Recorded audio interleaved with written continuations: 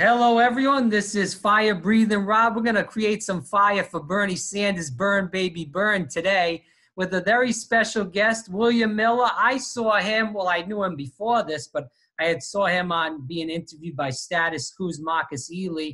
Big fan of that show, so shout out to them. So William and me have been friends. We've been friends for quite a while now on Facebook, and I follow him. And William, thanks so much for coming on the program. We greatly appreciate it. I'm glad to. All right, so let's get in the thick of things right now. You are living in Nevada, which is ground zero right now for hopefully a Bernie Sanders victory on tomorrow night. What have you seen, William, first of all, around the state as far as excitement? We hear a lot by the media that Latinos are turning out. Over 70,000 people have turned out so far in Nevada for early voting. And there was only 80,000, some odd thousand that voted in 2016. So what do you see right now in the state? Well, let me start with a little bit of background. Yeah, Okay, sure. so I am a former Democrat. I have voted Democrat in every single election that there has been since 1976. Jimmy Carter was my first vote. Yeah. I voted for Hillary, even though I supported Bernie, but I crossed my fingers and thought that Trump would be stopped. As I am retired and I'm able to see on the internet the ineffectiveness of the Democratic Party, where sometimes they vote for Republican bills that are hurtful to the 99% of Americans, that has bothered me. I see that Bernie Sanders has been fighting for the 99%, for the poor, for the working class, for middle class, for people who are getting stomped on by the billionaires. And I have a personal story before I get into what's going on in Las Vegas. I worked hospice. That was my career. And I worked alongside a nurse who was a beautiful person. And she started going blind. So after 40 years of being a nurse and being employed as a nurse, paying insurance through or getting insurance through her employment, she had to tell her boss, I'm going blind, I can no longer work. Right. The very next day, the insurance company calls her up and says, how are you going to pay? She says, what do you mean? She says, they said, you're no longer employed. You don't have insurance. And that was crushing. That was terrible, horrific. So she's lucky. She was lucky personally because she has children who were in a financial situation where they could help her out. But most Americans are not. So that's my personal story. In terms of, I'm here in Las Vegas, Nevada. I've lived here since 1965. The excitement for Bernie Sanders is huge. Bernie, I have attended numerous rallies for him in stadiums, in high school gymnasiums, outdoor events.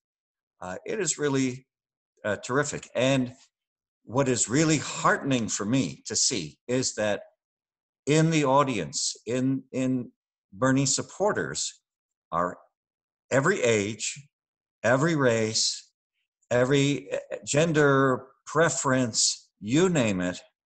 His supporters are across the board, right? It's not just white people. It's not just young people. It's not just any particular thing. It's not just business people.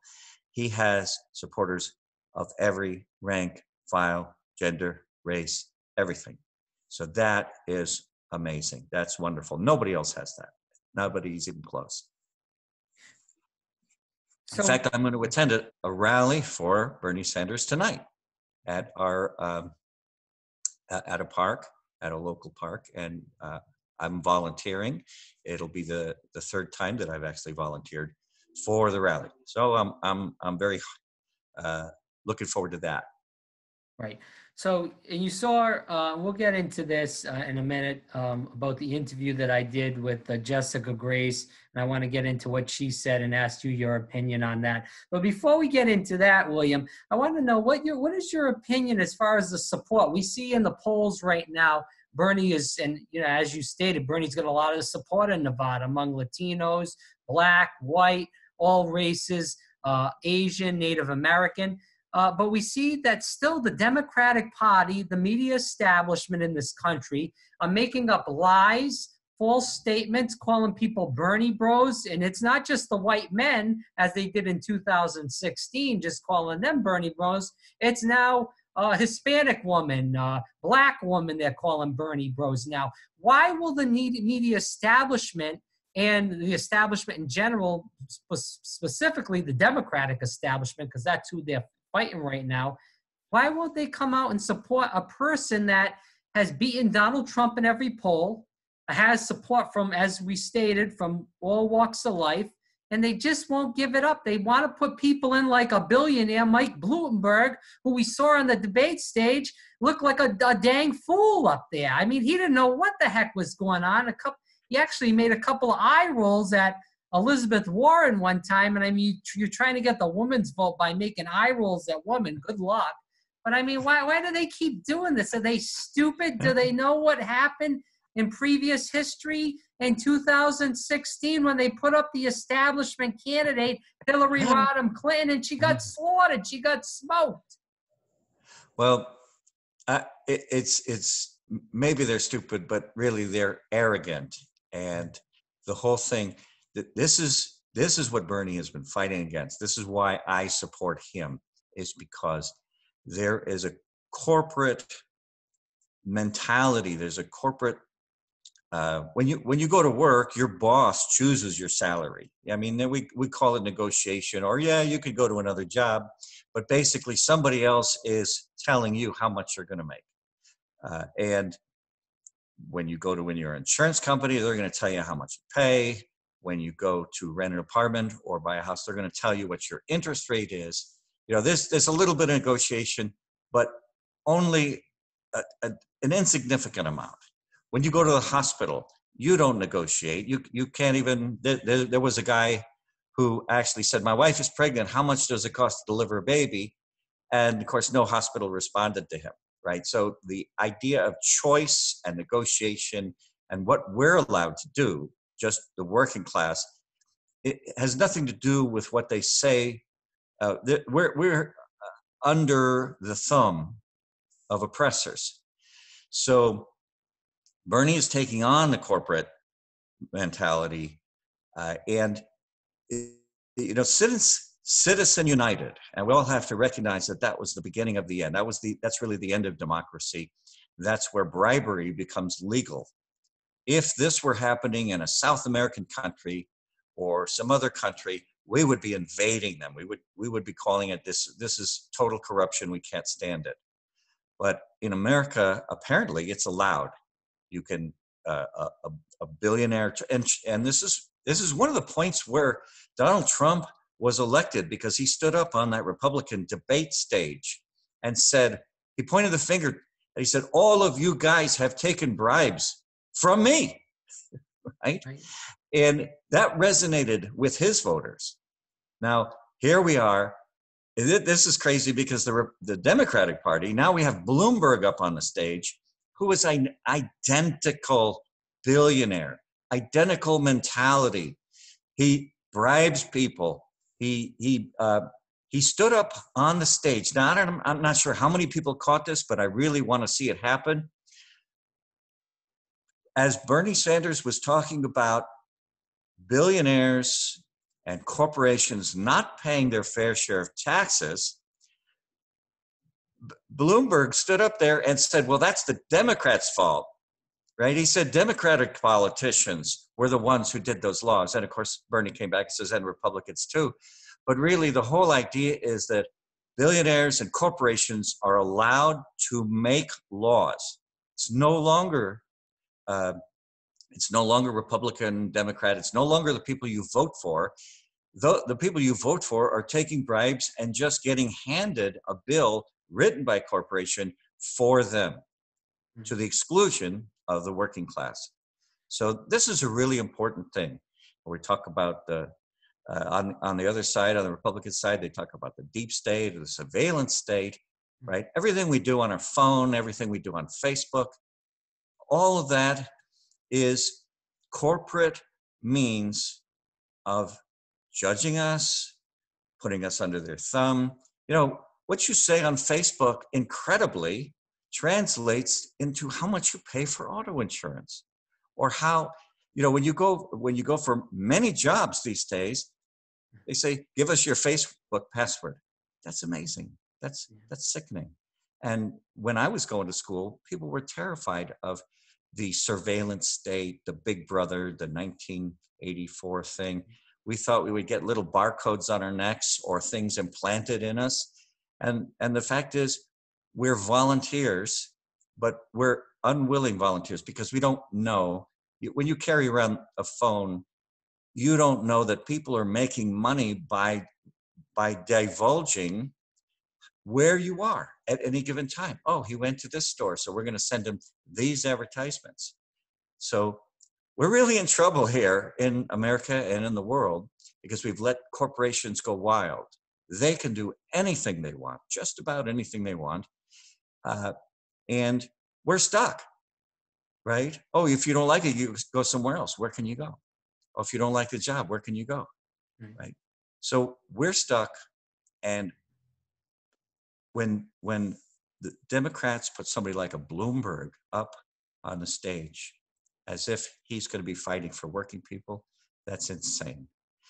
When Bernie Sanders points out all the other Democratic candidates begging billionaires for money, begging corporations, corporate donations, right?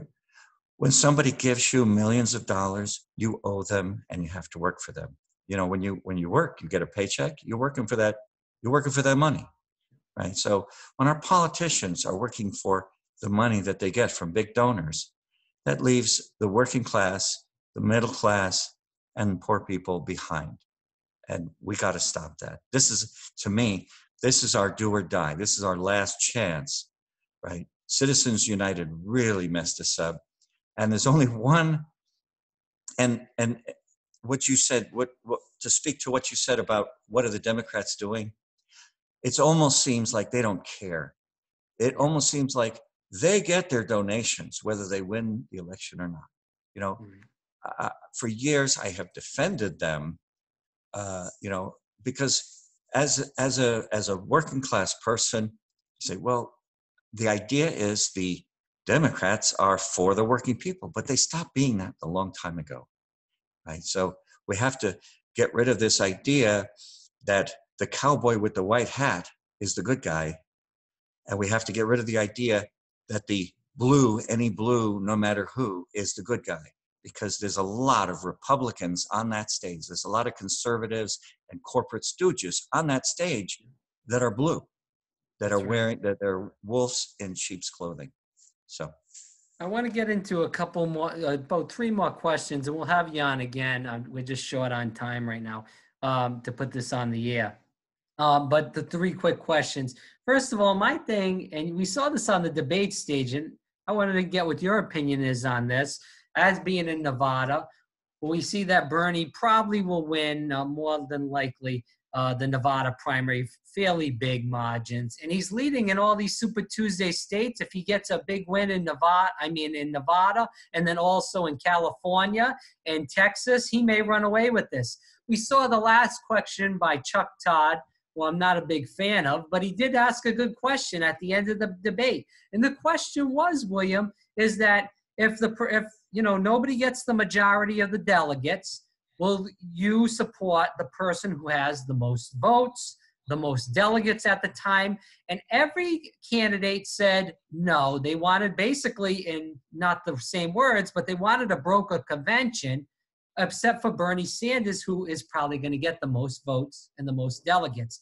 And the thing that gets me, William, and this is where I'm going to go to you for this answer, is that we hear the Democrats after Trump won. We saw Al Gore won the popular vote. We saw Hillary Clinton won the popular vote by 3 million votes. And the Democrats go up and say, abolish the Electoral College. It's unconstitutional. And the person with the most votes didn't win. But then we have 5 stooges on the stage, corporate stooges, and they say, all of them, the person that has the most votes shouldn't get the nomination. It should go to the people that are the super delegates on the second ballot. So again, as you stated, the Democrats don't give a damn if they lose to Trump again. We've heard guys on MSNBC say, Donnie Deutsch, who's on Morning Joe, a Clinton stooge, say, if Bernie Sanders is the nominee, I may vote for Trump. And then he backtracked.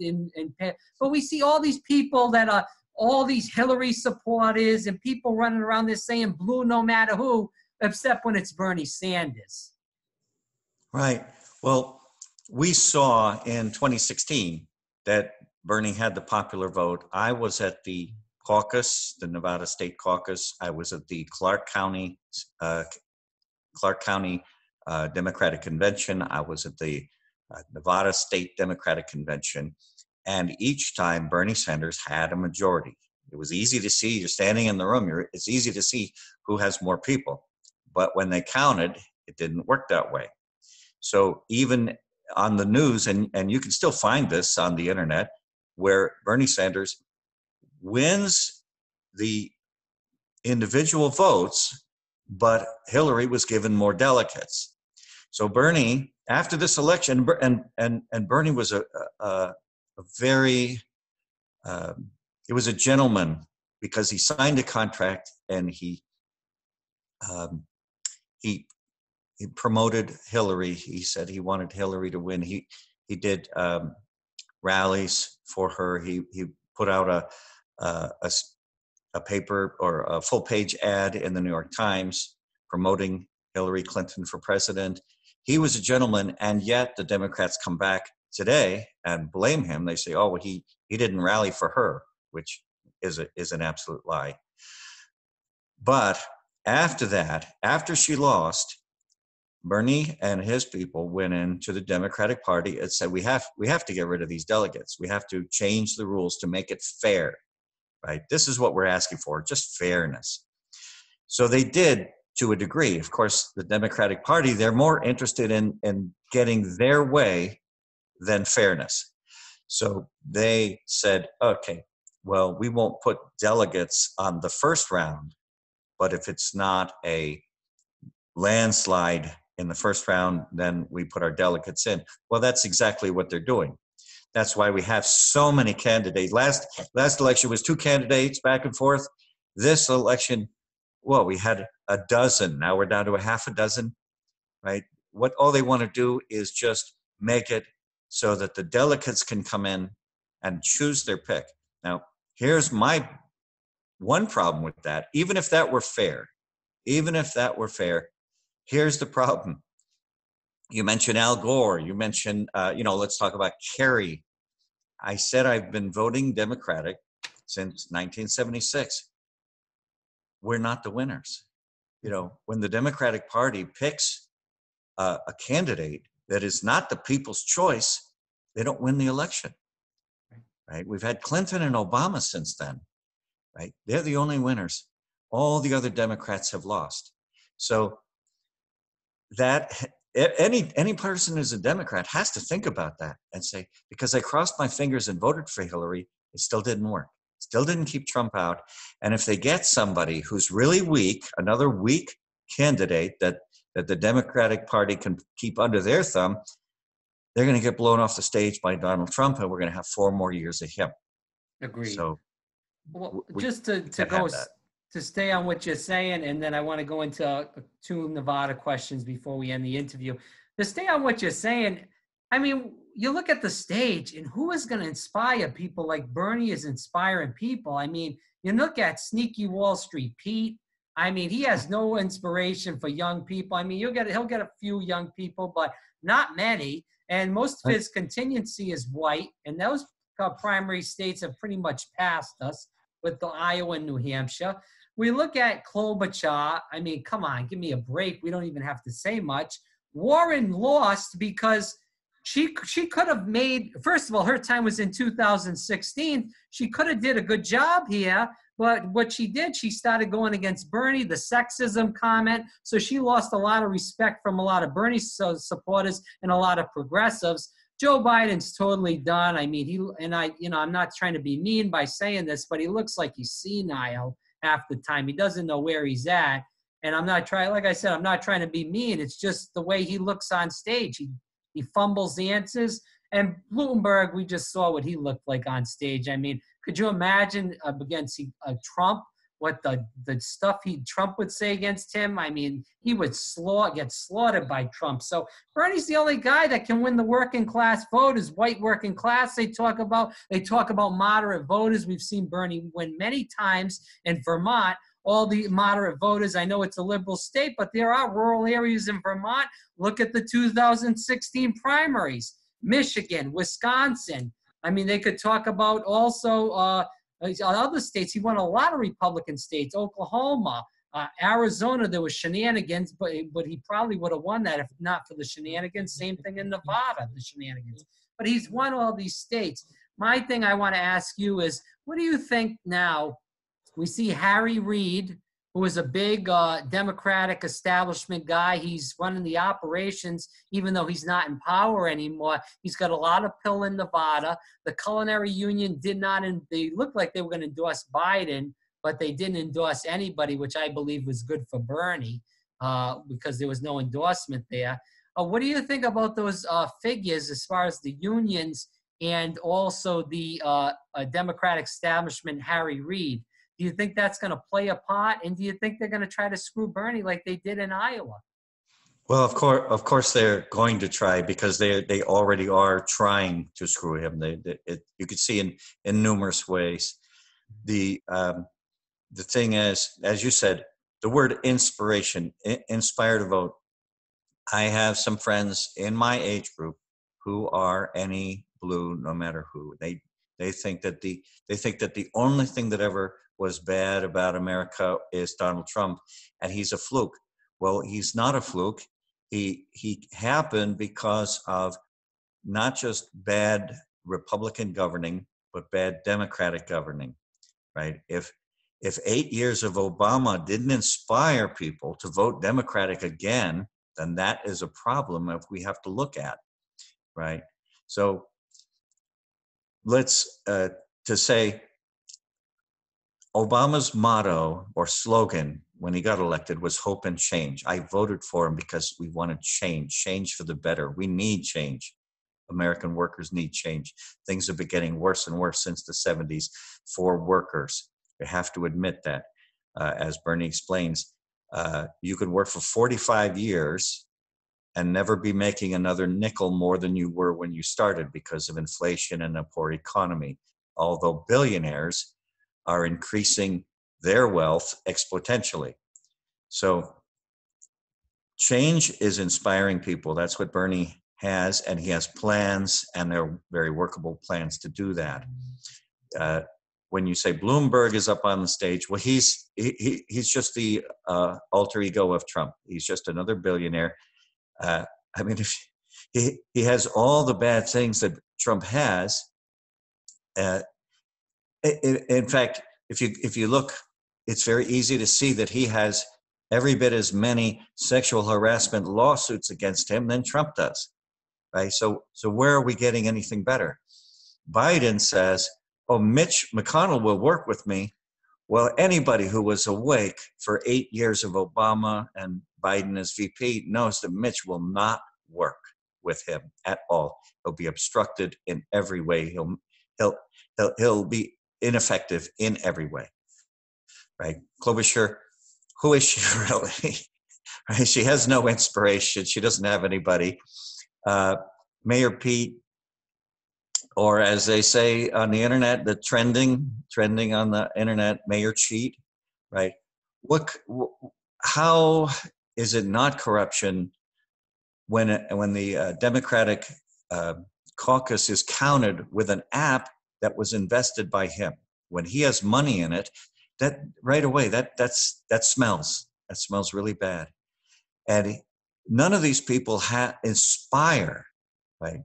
Now, I tell my friends who are my age, and they are true blue Democrats, and they don't understand. And some of them have gotten pretty offended when I say, listen, Republicans are going to vote for Republicans, Democrats are going to vote for a Democrat, but only Bernie Sanders can get everybody. There is a ton of independent voters, green voters, and people who have given up on the entire system that will actually get out, that get off their couch, out of their house, and vote for a Bernie Sanders because he's different. He is the anti-politician. Even though he knows the workings, he's been in there, he's been fighting for us, and he's been fighting for us his entire life. And you can see it. You could see in those black and white pictures him marching with Martin Luther King. You can see him getting arrested, helping Black people who are protesting. You can see him every stage of his life working for the underdog. And we certainly are the underdogs these days. And so we need Bernie Sanders. It's not a question. There's nobody else on the Democratic side that's going to work for us. They're all corporate stooges. They're all taking big billionaire corporate money. And you could see the people that are in, you could see that Mayor Pete, he worked for the money in South Bend. He did the working class and the poor people, they hate his guts. When that policeman shot a unarmed black person, Mayor Pete tried to smooth it over, and when they didn't, when they the black people, the black community, told him about his anger, he said, I'm not here to gather your vote. And they said, good, because we're not voting for you. Right. So we have all these Democrats. They couldn't win. They couldn't get county dog catcher at this point, except for Bernie Sanders, who's filling stadiums. He's been the most popular politician for a decade. It's amazing. He just, I think there's a recent poll where which politician is the most honest? And there he is, number one. Nobody else comes close. So William, go ahead, I'm sorry. Oh, so if Democrats want to win, they better go with him, because he'll get the Democratic vote. He'll even get some Republicans who are not happy with Trump, and he'll get the people who voted for Jill Stein and Gary Johnson last time, and he'll get the huge, at least 30% of Americans who gave up on the system last time. They've given up. Now he'll get them. I agree, 100%. Last question before we go, and like I said, I want to have you on because you're very knowledgeable, and definitely want to have you on after this caucus. Hopefully it won't be a debacle like Iowa. That's what we pray for. Right. But it was a disgrace, wasn't it? Yeah. Trump used it against us. He said, if Democrats are going to run things like this, right, we should be embarrassed. I agree. So lastly, let's talk, and you touched on this a little bit in your previous answer just now about Nevada. We saw the Shadow app in Iowa and how it failed. Pete Buttigieg's campaign, as you stated, gave $42,000 to that company. Also, Joe Biden gave $1,200 to the company. We now see one of a senior staffer from the Buttigieg campaign just took a job in the Nevada, Democratic Party in voter protection. Now, they came out and said, the Nevada Democrats, that she was not going to be working in this election. That was for the general election. I mean, I think they think the DNC thinks that everybody's stupid, that they're just brain dead. Like I said, they're arrogant. They're arrogant. They just can do anything. They think they can do anything they want, and nobody's paying attention. Yeah. But to finish off the question, now the app is different now. They went away from, they were going to use the same app in Nevada, but they went away from it. Now they are using some iPad app, Google form. And as I said, I had interviewed the Jessica Grace, who she's a lead volunteer on the Sanders campaign, and she's also a precinct captain. And she was telling us the same thing that we're hearing on CNN, is that a lot of these people are not trained for this app. Nobody's used it. It wasn't being used in early voting, from what I understand. And it's just insanity right now. That's why I'm worried about what's going to happen tomorrow when they have to tally all the votes for early voting and all the votes for tomorrow in the regular vote. You caucused already. What is the story? Are you nervous also about what's going to go on tomorrow? That Bernie may have a big lead, but they still might try to screw him and take his lead farther down until it's somewhat close. Yeah, I don't trust them. That's it. They lost my trust. They lost it in 2016. They lost it in Iowa. Uh, they've lost it in a number of ways. Very clearly, okay. So I went to the caucus and voted. My wife and I, the very first day, when we got to the high school, we went to Sierra Vista High School here in Vegas. We parked, and the woman who's getting into her car, she says, "Oh, don't even bother. It's going to take 4 hours." Right? So I said, well, I'm not going to be driving around. We're just going to do it. We're just going to go here and do it until it gets done. Turned out it was 90 minutes. So that wasn't bad. It was later in the afternoon. Maybe the crowd had thinned out, or maybe there was a lot of people that just left and discussed that. I can't tell you that, but that lady who told us in the parking lot it's going to take 4 hours, she might have voted. She might have waited the 4 hours, or she just might have left and discussed.